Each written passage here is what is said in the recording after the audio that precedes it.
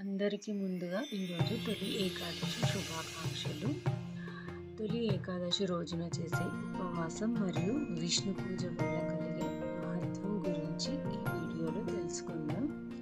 భక్తితో పాటుగా ఉపవాసం చేసి హరినామాన్ని జపించి మీ పాపాలు నశిస్తాయి. ఈరోజు తొలి ఏకాదశి వైష్ణవులకి అత్యంత పవిత్రమైన రోజు. ఈరోజు ఉపవాసం చేసి శ్రీ మహావిష్ణువును పూజించిన వారికి జన్మజన్మల పాపాలు నశిస్తాయి.